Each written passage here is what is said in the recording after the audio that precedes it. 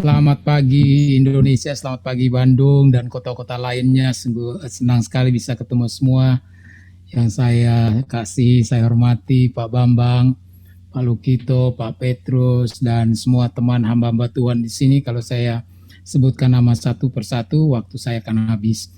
Tapi terima kasih buat kesempatan mengingat saya untuk bisa hadir, mengundang untuk hadir dalam saya yakin pertemuan yang sangat luar biasa dan tentunya saya sangat exciting, sangat senang sekali berada di tengah-tengah kita untuk membagikan kesaksian bagaimana pengalaman mulai mengalami revival pada tahun, kalau buat saya tuh tahun 70-an akhir, dan kemudian terus berkembang sampai tahun 80-an awal. Orang tentu akan bertanya, ceritakan bagaimana kebangunan rohani itu terjadi. Bagaimana kebangunan rohani terjadi? Saya jawab saja bahwa tidak seorang pun yang merancang revival. Allah sendiri yang merancang. Kita dapat merencanakan sebuah KKR, tetapi hanya Tuhan yang dapat merancang sebuah revival. Karena itu, ketika saya mengalami lawatan Tuhan yang dahsyat dan kemudian Tuhan mulai pakai untuk melakukan begitu banyak terobosan-terobosan di kota-kota, di sekolah-sekolah, bahkan banyak memberi dampak buat gereja-gereja Protestan, baik yang ada di NTT maupun di beberapa tempat di kota yang lain. Saya lihat bahwa bukan karena saya merencanakan, saya juga nggak tahu kapan Tuhan mulai bekerja, tetapi saya mau bersaksi bagaimana Tuhan mulai untuk merancang sebuah kebangunan rohani yang melanda luar biasa, bukan saja kota Kupang, tapi juga sampai ke berbagai kota-kota lainnya. Dan saya yakin saudara-saudara, Bapak Ibu yang ada di sini pun sempat merasakan atau mengalami bagaimana lawatan Allah yang dahsyat yang memberi dampak yang luas buat Indonesia. Jadi saya mulai dengan sebuah pengalaman. Ketika itu satu waktu saya sakit, kemudian sakit ini bukan makin baik tapi makin menjadi-jadi.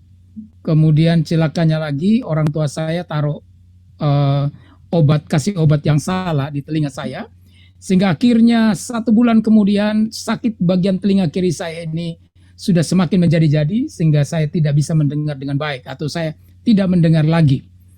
Tiba-tiba satu sore, saya akan coba untuk singkat, satu sore ada 2 hamba Tuhan yang mereka belum mengenal keluarga saya, belum mengenal papa mama saya, dan kami juga atau orang tua saya tidak mengenal dia. Tapi satu sore dia datang ketika saya sedang terbaring sakit dan menangis, menjerit-jerit, bahkan pikir lebih baik benturkan kepala saya saja. Kalau saya benturkan sedikit itu rasanya beberapa detik atau beberapa menit itu enak sebentar, tapi kemudian sakit sekali dan itu sangat menyiksa. Kemudian mereka datang sore hari, mengetuk pintu, papa saya buka pintu, lalu papa saya bertanya ada apa, lalu dia bertanya, mereka berdua bertanya, Om, apakah di sini ada yang sakit? Tentunya pertanyaan ini membuat papa saya kaget. Dia bertanya, dari mana kamu tahu bahwa ada yang sakit? Papa saya bilang, memang ada yang sakit, anak saya sakit, tapi dari mana kamu tahu? 2 hamba Tuhan ini langsung saja menjawab, Tuhan utus kami datang ke sini untuk mendoakan anak bapak yang sakit ini.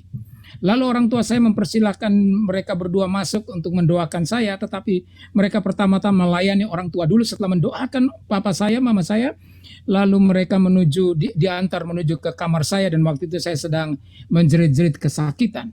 Kemudian 2 orang ini menghampiri saya, dia cuma memberikan tanda untuk berdoa. Karena saya tidak bisa fokus, tetapi yang pasti hari itu saya ingin memang disembuhkan. Karena sudah 1 bulan saya nggak masuk sekolah, padahal saya senang sekali sekolah. Jadi ini buat saya lebih menderita lagi. Sehingga pada waktu itu ketika saya tahu ada hamba Tuhan yang datang dan mendoakan saya, tentu saya ingin didoakan dan mengalami kesembuhan. Lalu saya angkat hati saya kepada Tuhan dan saya bilang, Tuhan, sembuhkan saya. Kalau Tuhan sembuhkan saya hari ini, apapun yang Tuhan mau untuk saya lakukan akan saya lakukan. Nah, 2 hamba Tuhan ini berdoa. Mereka tidak menyentuh telinga saya, tetapi dari tangan mereka itu mendekati kepala saya, dan kemudian berdoa. Saya tidak tahu apa yang mereka doakan, tetapi saya sendiri pribadi mengangkat hati saya untuk berdoa, Tuhan sembuhkan saya. Dan luar biasa, ketika mereka berdoa dan selesai berdoa, yang saya terjadi adalah sebuah perubahan. Kepala saya, di bagian kepala saya itu mulai terasa panas. Lalu kemudian, padahal telinga yang kiri ini ketika sebelum itu, Kalau disentuh saja sakitnya luar biasa. Saya mulai merasa, kepala saya ini mulai panas, bagian wajah saya ini panas sampai ke telinga. Dan kemudian saya merasa ada sesuatu perubahan, tidak terasa seperti tertusuk-tusuk dan tidak ada lagi sakit. Kemudian saya mencoba untuk menyentuh telinga saya perlahan-lahan ini. Dan pada waktu saya sentuh, biasanya tersentuh langsung sakit. Tapi kali itu waktu saya sentuh, kok nggak sakit? Lalu kemudian saya meremas kuping telinga saya ini. Dan saya tahu bahwa saya sudah disembuhkan. Saya nangis, saya berlutut, orang tua lihat itu. Dan kemudian saya katakan, Tuhan, saya mau apa yang kau mau lakukan, saya akan lakukan. Lalu kemudian hamba Tuhan ini mulai membuka firman Tuhan dan mulai berbicara tentang Tuhan Yesus memakai keledai muda. Secara singkat dia terangkan, lalu dia melihat wajah papa saya dan dia bilang, Om, anak ini mau dipakai Tuhan. Kalau dia dipakai Tuhan, jangan ditahan, jangan dihambat. Berikan saja dia untuk melayani Tuhan. Dan kemudian mereka berdoa sekali lagi, lalu mereka pulang. Dan apa yang terjadi? Selesai itu saya benar-benar sukacita luar biasa. Dan hati saya ini benar-benar seperti haus, rindu mau berdoa, non-stop mau berdoa, mau memuji Tuhan, mau menyembah Tuhan. Dan saya exciting karena besok pasti saya akan ke sekolah. Jadi akhirnya saya ke sekolah besok dengan satu perasaan, ini bedanya. Ketika tanda-tanda kebanggaan rohani itu terjadi, hati ini seperti dikontrol oleh kuasa Roh Kudus, dan mulut ini seperti nggak bisa ditahan untuk berbicara tentang kuasa Tuhan, untuk berbicara tentang kasih Tuhan. Tidak pernah dialami sebelumnya. Bahwa ada sebuah gerakan yang sungguh-sungguh ketemu siapa saja ingin bicara tentang Tuhan, ingin bicara tentang pertobatan, ingin bicara tentang kasih Tuhan. Akhirnya saya begitu exciting dan saya ke sekolah. Pada waktu ke sekolah, waktu itu kebetulan, saya kira bukan kebetulan karena Tuhan sudah atur, guru yang mengajar di kelas saya itu tidak masuk. Jadi kesempatan pada waktu teman-teman pada datang, kenapa kamu sebulan ini kok tidak muncul di sekolah, tidak masuk kelas? Lalu saya mulai bersaksi. Saya mulai ceritakan apa yang terjadi dengan saya. Saya mulai menceritakan bagaimana Tuhan buat mujizat. Saya mulai menceritakan tentang kasih Tuhan. Saya mulai menceritakan tentang pertobatan. Dan pada waktu saya cerita, saya tidak sangka bahwa teman-teman ini semua mulai nangis menjerit-jerit. Nangisnya bukan sembarang nangis biasa. Air mata mereka bercucuran, kemudian mereka menjerit-jerit dan mereka menangis. Tidak terkontrol lagi. Dan akibatnya keributan ini didengar oleh teman-teman dari kelas yang lain. Jadi semua teman-teman dari kelas yang lain mulai mengintip dari jendela. Mereka lihat ada apa yang terjadi, ada apa yang terjadi. Nah, yang di kelas kami itu udah kacau balau. Ada yang sudah berlutut, ada yang sudah jatuh, ada yang sudah katakan Tuhan ampuni dosa kami. Pokoknya rame tidak terkontrol dan saya sudah nggak tahu apa lagi yang mereka bilang. Dan dalam keadaan yang tidak terkontrol, semua orang pada nonton. Lalu ada yang lapor ke kepala sekolah. Lalu kemudian kepala sekolah panggil saya, dia panggil saya masuk ke kantornya. Kemudian dia tanya, dia bilang, kenapa kamu bikin kekacauan? Kenapa kamu bikin ribut? Saya bilang, saya tidak buat ribut. Saya cuma ceritakan kenapa sebulan ini saya tidak ke sekolah dan bagaimana saya disembuhkan dan bagaimana kasih Tuhan itu. Lalu teman-teman menangis dan saya suruh mereka berhenti menangis. Tidak bisa ditahankan. Dan kepala sekolah ini marah, dia bilang, kalau kamu mau bersaksi, itu jangan di sekolah, di gereja. Lalu dia ambil, waktu itu kan ada zaman dulu pelajaran ilmu ukur, pelajaran aljabar. Nah itu biasanya pakai penggaris besar itu. Kalau bapak-bapak yang zaman dulu pasti tahu itu. Penggaris besar dia ambil, saudara-saudaraku. Dia hajar, dia pukul saya, saudaraku. Saya penuh Roh Kudus. Kira-kira sakit enggak? Ya sakit, saudara-saudaraku. Jangan dikira penuh Roh Kudus terus dipukul seperti itu, enggak sakit. Sakit, saudara. Dia pukul beberapa kali. Kemudian dia tanya, sekarang jawab. Kenapa kamu mulai bikin kekacauan di kelas? Kenapa kamu bersaksi? Hari itu saya cuma tahu dan hafal satu ayat. Matius 6 ayat 33. Jadi saya langsung jawab, Roh Kudus berikan saya dorongan dan Tuhan mulai pimpin saya mulai bicara. Saya bilang Matius 6 ayat 33, cari dahulu kerajaan sorga dan kebenarannya, maka yang lain akan ditambahkan kepadamu. Tidak bisa dihentikan lagi, mulut saya berbicara terus-menerus. Dan sekarang kejadian apa yang terjadi? Kepala sekolah menangis.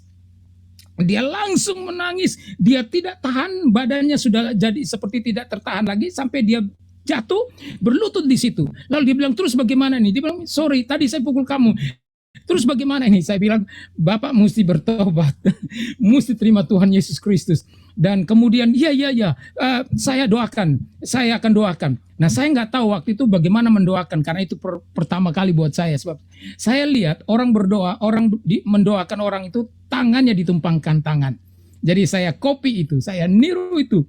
Saya mulai tumpang tangan di kepala sekolah. Puji Tuhan, revival pertama bikin saya kesempatan untuk mengucak-ucak kepala sekolah.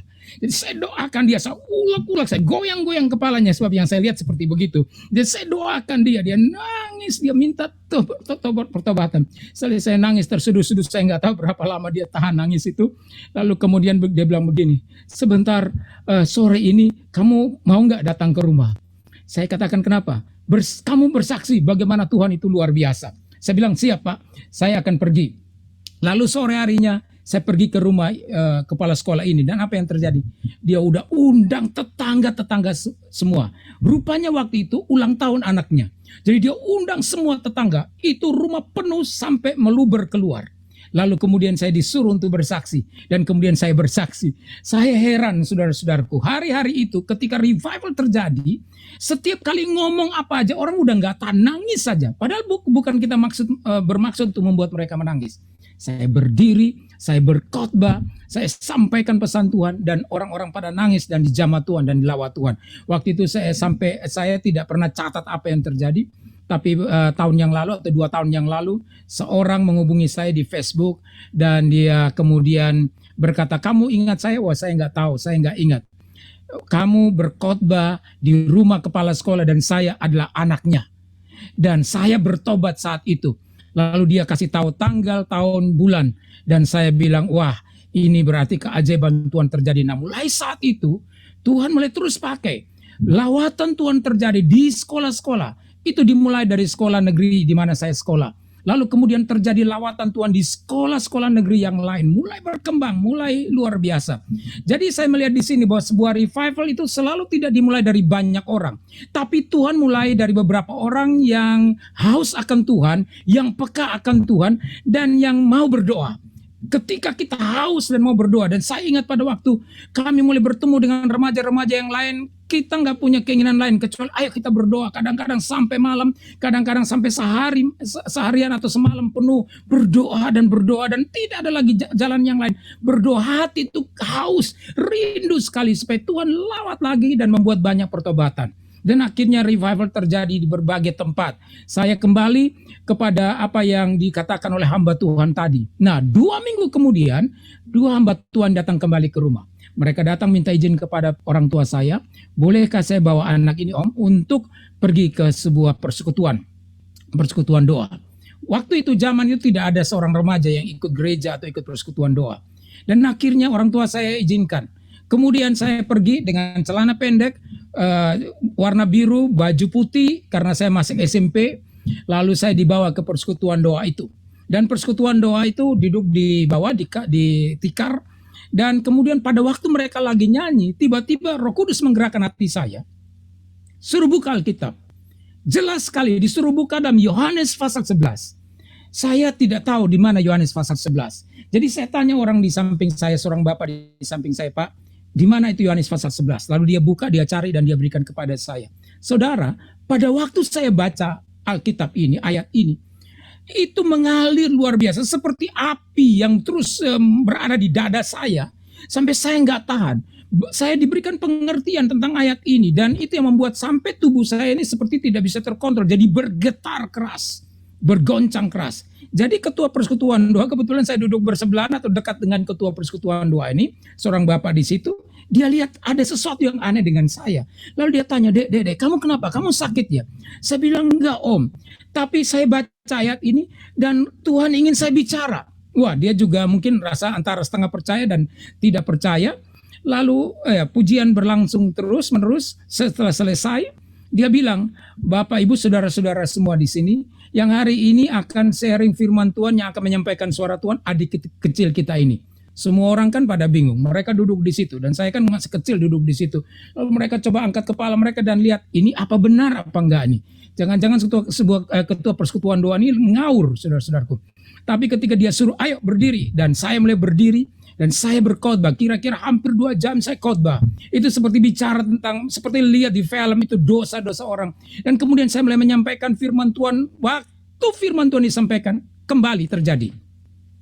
Orang mulai seperti tidak terkontrol, dijamah, menjerit-jerit, menangis, dilawat Tuhan. Orang yang sakit disembuhkan, dan orang mulai berdoa. Masing-masing sudah mulai berdoa dengan bahasa mereka, mulai berdoa. Dan itu kondisi seperti begitu, saudara-saudaraku. Lawatan Tuhan terjadi malam itu secara dahsyat. Tuhan jamah dan Tuhan lawat luar biasa. Besok goncang.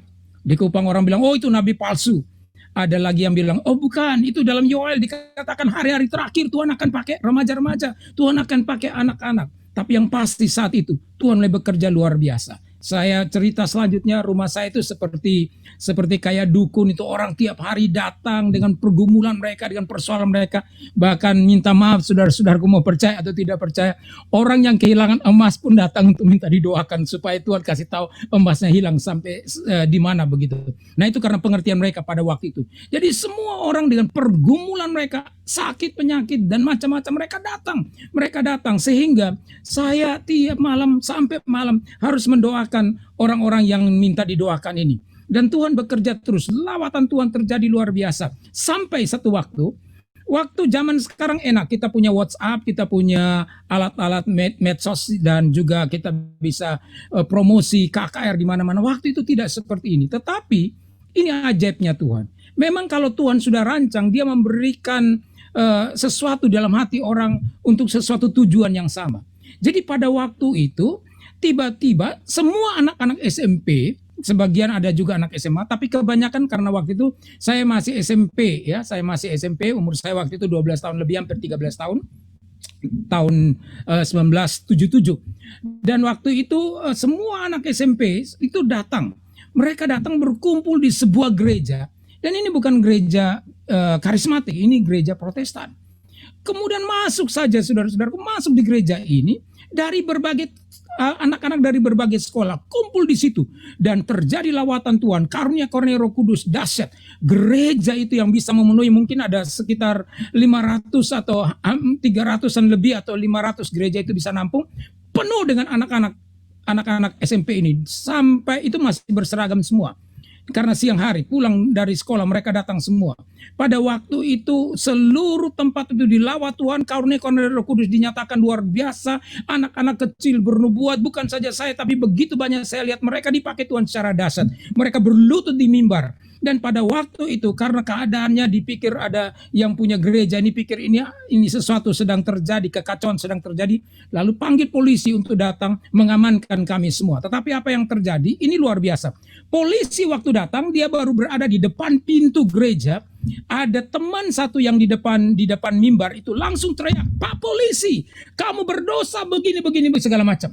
Itu polisi langsung seperti kejang-kejang, langsung gemetar saudaraku. Dia lari masuk ke dalam ruangan itu dan bersujud di depan mimbar itu, dan dilawat Tuhan, dijamah Tuhan. Maksudnya mau mengamankan kita, tahu-tahu Roh Kudus mengamankan dia. Tuhan lawat luar biasa, dan hari itu sudah tidak ada hari tanpa persekutuan. Di sekolah-sekolah hampir tiap hari anak-anak datang ke sekolah hanya berdoa, menyanyi, menyampaikan firman Tuhan.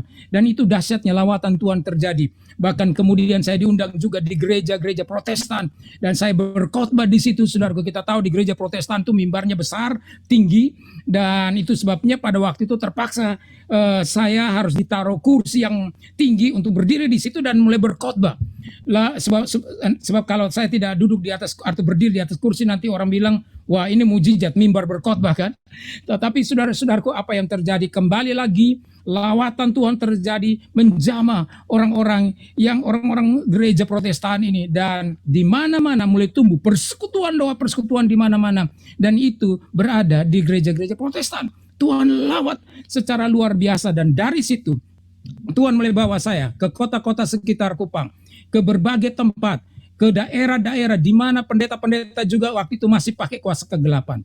Dan sampai satu waktu kami bikin kebangunan rohani di sebuah gereja, itu gereja Protestan, pendetanya pakai kuasa gelap. 3 hari kebangunan rohani, hari pertama, hari kedua tidak terasa apa-apa.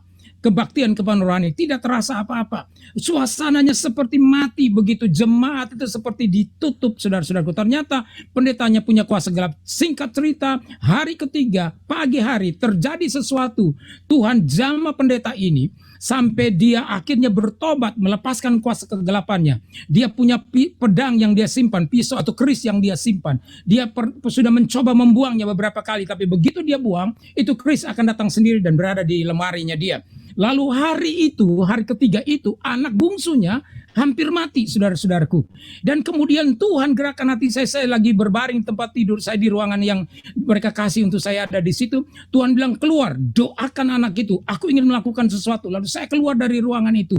Kemudian saya berdoa. Saya bilang, Pak Pendeta, kamu mau melihat anakmu disembuhkan? Iya, saya mau disembuhkan. Kamu mau lihat anakmu hidup? Iya, saya mau hidup. Bapak harus bertobat. Lepaskan semua kuasa kegelapan. Dia kaget, saudaraku. Dia mau marah.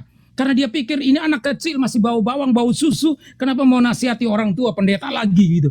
Tapi akhirnya dia tahu bahwa di depan dia anak bungsunya sekarat hampir mati. Mau pilih anak bungsunya selamat atau tetap hidup dalam dosa. Akhirnya dia nangis. Sudah dia pertama muter nggak karuan seperti orang panik dan bingung.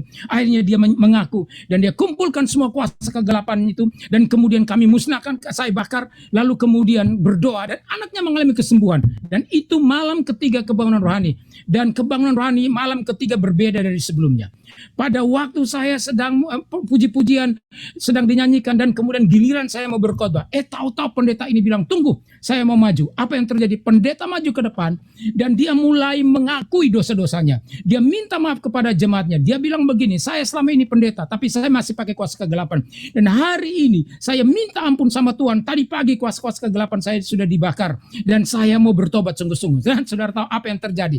Begitu pendeta ini dia akui dosanya, luar biasa, seluruh jemaat juga kemudian mulai mengakui dosanya. Mereka mulai dijamah Tuhan, mereka nangis dan melepaskan kuasa kegelapannya. Dan saya nggak tahu ada berapa ton itu orang datang pulang ke rumah, ambil, bawa keris, bawa segala macam kuasa-kuasa kegelapannya, taruh di situ dan dimusnahkan. Nah, saya punya banyak cerita bagaimana lawatan Tuhan terjadi sampai harus melayani di sebuah tempat di daerah sekitar situ yang orang-orangnya itu pakai kuasa kegelapan dan pakai racun-racun, saudara-saudaraku. Saya tidak cerita sampai ke situ. Tapi saya mau menceritakan begini, bahwa kebangunan rohani itu dimulai dari riak yang kecil. Tetapi oleh karena ada orang yang mempunyai hati yang haus dan yang mau meresponinya, peka dan mau melakukannya dengan sungguh-sungguh, mau berdoa. Lalu riak yang kecil itu akan terus bergerak menjadi riak yang besar dan akhirnya menjadi tsunami. Dan ini yang saya lihat dalam pengalaman kebangunan rohani yang terjadi. Sudah tidak bisa dikumpulkan lagi berapa banyak mujizat-mujizat yang terjadi. Tetapi hal yang paling indah bukan soal mujizat-mujizat besar itu, tapi mujizat yang terbesar. Bagaimana kita bisa melihat bahwa hati orang-orang itu dijamah Tuhan dan bertobat. Nah, kalau sekarang ini kita merasa bahwa kita sudah dijamah Tuhan, tapi kita tidak punya kerinduan, hati kita kayaknya tertutup dan tidak mau bersaksi atau tidak rindu untuk melihat jiwa-jiwa bertobat, saya pikir kita belum mengalami kebangunan rohani. Karena waktu revival itu terjadi, saya alami sendiri. Bagaimana Tuhan tuh bikin hati saya ini terus terbakar. Gak bisa stop. Kemana saja, ketemu orang, apa saja kita sampaikan. Dan luar biasa, kadang-kadang penyampaian itu sederhana. Kalau sekarang kan, tema-tema khotbah luar biasa, khotbah-khotbah luar biasa, kata-katanya selektif dan luar biasa. Tapi dulu kita nggak punya seperti begitu. Kita berbicara hal yang sederhana. Tapi hal yang sederhana itu, yang mungkin kalau hari ini saya bicara kepada orang lain, orang nggak dengar. Tapi waktu itu, ketika lawatan Tuhan terjadi, perkataan yang sederhana itu mempunyai dinamika yang luar biasa. Itu menembus, itu menjamah untuk melawat orang secara luar biasa. Dan saya lihat di sini, ketika Tuhan sedang bekerja, ketika Tuhan sudah mulai mengirimkan revivalnya, tidak ada seorang pun yang bisa membendung rencana Tuhan itu. Dan saya nggak tahu lagi apa lagi yang bisa saya ceritakan, tapi akhirnya ya saya kemudian pekerjaan Tuhan ini meluas terus kemana-mana, sekolah-sekolah dilawat Tuhan, di mana-mana ada persekutuan doa. Kemudian Tuhan juga bawa saya kesempatan untuk ke Jawa, dari Sabang sampai Merauke. Saya kunjungi berbagai kota dan melihat bagaimana lawatan Tuhan terjadi secara luar biasa. Dan hari-hari itu bukan saya sendiri, tapi ternyata juga mulai Tuhan pakai anak kecil, ada yang umur 4 tahun, ada yang umur 9 tahun, ada yang umur 10 tahun. Tuhan lawat itu, Tuhan bekerja itu secara dahsyat, secara luar biasa. Dan tentunya kita ingin melihat hal itu terjadi. Dan demikian juga di mana saja saudara-saudara saya berada. Khususnya juga di kampus, di sekolah, waktu saya sudah kuliah di Surabaya. Di situ juga lawatan Tuhan terjadi, melawat sekolah-sekolah, melawat tempat-tempat universitas-universitas, dan mereka dijamah dan dilawat Tuhan secara luar biasa. Saudara-saudaraku, saya percaya kalau kita punya rasa haus akan Tuhan, dan kita punya kerinduan yang sungguh-sungguh, dan kehidupan doa yang sungguh-sungguh, kita tidak merencanakan kebangunan rohani, tapi kita harus peka. Kalau ini waktunya Tuhan, kita jangan diam saja. Sebab ketika lawatan Tuhan terjadi buat para rasul di jemaat mula-mula, Tuhan cuma suruh mereka, aku akan berikan kuasa Roh Kudus, tapi diam dulu di Yerusalem, diam dulu di sana, saudara-saudaraku. Untuk apa? Tuhan prepare mereka, Tuhan persiapkan mereka. Rupanya selama beberapa hari itu di situ, saudara-saudaraku, mereka cari wajah Tuhan, mereka haus akan Tuhan. Mungkin mereka menangis, mungkin mereka menjerit-jerit kepada Tuhan, mungkin mereka berdoa, hati mereka tercabik-cabik, minta Tuhan lawat. Dan apa yang terjadi? Serta timingnya tiba, Petrus berdiri dan dia mulai berkhotbah. Seorang nelayan, saudara-saudaraku, tapi khotbahnya menyentuh setiap orang. Sekarang saudara-saudaraku, kalau Tuhan bekerja, tidak peduli latar belakang saudara apa, tidak perlu peduli kata-kata yang saudara mengucapkan itu kata-kata yang canggih atau sederhana, karena Tuhan yang bekerja dan Tuhan mau lawat kita semua. Saya berdoa hari ini kita merasa punya satu dorongan, ada trigger, ada lawatan Tuhan, ada rasa haus kepada Tuhan. Kalau Tuhan bisa bekerja waktu yang lalu, kita percaya bahwa Tuhan juga mau bekerja untuk saat ini. Dan itu sebabnya saya senang sekali kita ada bersama-sama untuk berdoa. Dan saya percaya GKPB ini akan dilawat Tuhan secara dahsyat. Dan Tuhan akan pakai untuk membawa pembaruan. Kita tidak perlu menunggu banyak orang. Tuhan mulai dari kita. Mulai dari 1-2 orang. Membuat dari riak-riak yang kecil. Kemudian menjadi gelombang yang besar. Dan akhirnya menjadi tsunami. Tuhan memberkati kita. Saya kembalikan kepada yang memimpin acara.